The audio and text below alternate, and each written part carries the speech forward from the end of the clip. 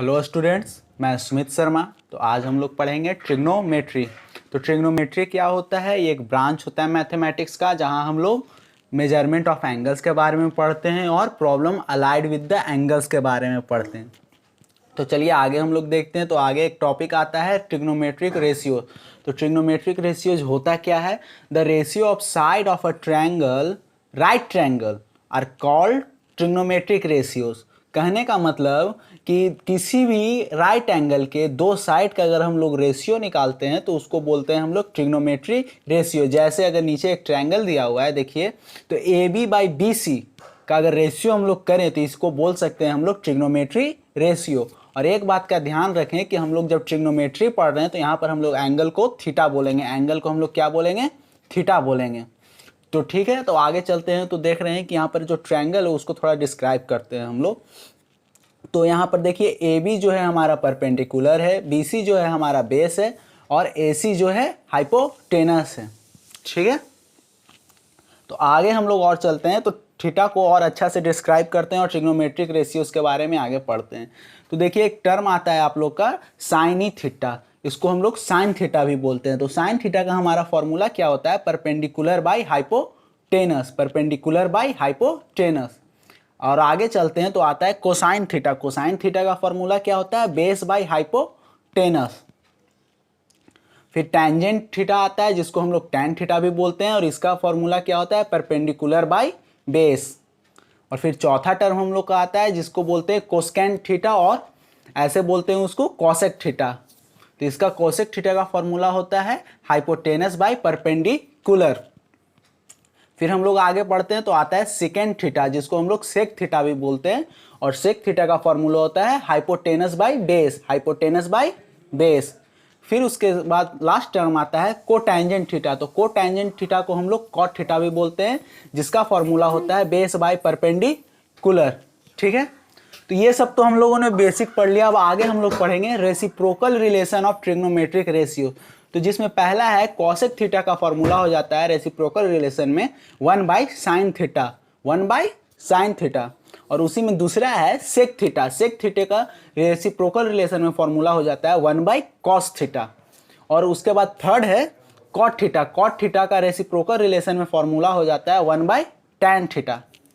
ठीक है, तो आगे हम लोग और बढ़ते हैं। तो उसमें हम लोग पढ़ते हैं quotient relation of T ratios, quotient relation of T ratios. तो जिसमें पहला आता है टैन थीटा। तो टैन थीटा का फॉर्मूला हो जाता है quotient relation of T ratios में sine theta by cos theta. फिर उसके बाद हम लोग आगे चलते हैं तो आता है कॉट थीटा, और इसमें कॉट थीटा का फॉर्मूला हो जाता है cos theta by sine theta. और फिर एक थर्ड आता है, तो थर्ड में आता है tan theta into cot theta बराबर 1 होता है। ये तो हम लोगों ने पढ़ लिया quotient relation of T ratios. अब आगे हम लोग पढ़ेंगे square relation of T ratios, यानी टी रेशियोज कहने का मतलब ट्रिग्नोमेट्री रेशियोज। तो इसमें पहला है हम लोग का sine square theta plus cos square theta is equal to 1। और फिर इसमें दूसरा पढ़ेंगे हम लोग 1 plus tan square theta is equal to sec square theta. फिर इसमें थर्ड है 1 plus cot square theta is equal to cosec square theta. और ये जो तीन फॉर्मूला आप लोगों ने देखा, ये बहुत इंपॉर्टेंट फॉर्मूला, इस पर आप लोग का बहुत सारा सवाल बन सकता है। तो इस फॉर्मूले को ज़्यादा से ज़्यादा याद करें। तो ये जब हम लोगों ने इसको पूरा पढ़ा तो इस पर मैंने एक एग्जाम्पल दिया है आप लोग को। ये एग्जाम्पल देखिए क्या है कि साइन थीटा बराबर दिया हुआ है √3/2, और हम लोग को बोला जा रहा है कि find all the T ratios of theta, find the all T ratios of the theta. तो इसके लिए हम लोग को इसको बनाने का मेथड है कि पहले एक ट्रायंगल ड्रॉ करेंगे। तो कौन सा ट्रायंगल ड्रॉ करेंगे? ट्रायंगल ABC, जिसमें कि हमारा एंगल B जो होगा वो 90 डिग्री होगा। और हमारा क्वेश्चन में क्या दिया हुआ है कि साइन थीटा बराबर √3/2। साइन थीटा बराबर क्या दिया हुआ है? √3/2। और हम लोग साइन थीटा के बराबर पढ़े हैं कि P/H यानी परपेंडिकुलर बाई हाइपोटेनस होता है। तो इस ट्रायंगल में आप देखिए कि AB जो है हमारा दिया हुआ है क्या है? √3, और AC जो है हमारा दिया हुआ है 2। तो अब हम लोग आगे चलते हैं तो इसमें देखेंगे कि पाइथागोरस थ्योरम लग रहा है। कौन सा theorem? Pythagoras theorem. Pythagoras theorem हम लोग जानते हैं कि हाइपोटेनस का square is equal to base का स्क्वायर प्लस परपेंडिकुलर का स्क्वायर। तो देखिए मैंने यहीं पर वही लिखा है, AC का square is equal to AB का स्क्वायर प्लस BC का स्क्वायर। तो हमारा AC कितना दिया हुआ था? AC हमारा दिया हुआ था 2, AB हमारा दिया हुआ था √3 और हम लोग को फाइंड आउट क्या करना था BC। तो देखिए हम लोगों ने फिर इसको फर्दर सॉल्व किया तो BC का स्क्वायर इज इक्वल टू 2 का स्क्वायर माइनस √3 का स्क्वायर।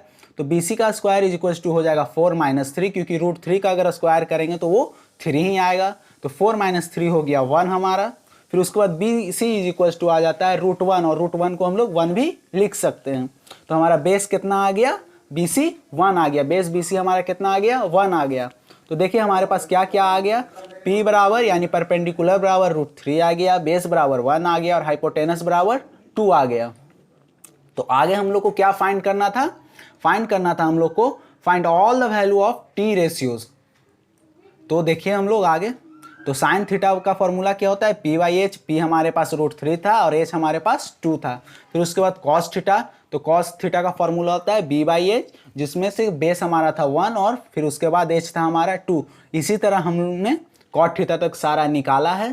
तो इसी तरह से आपका आगे का सवाल सारा बनेगा। तो RS अग्रवाल में चैप्टर 10 का आपका क्वेश्चन नंबर 1 से लेकर क्वेश्चन नंबर 7 तक इसी तरह से बनेगा। तो आप बनाइए।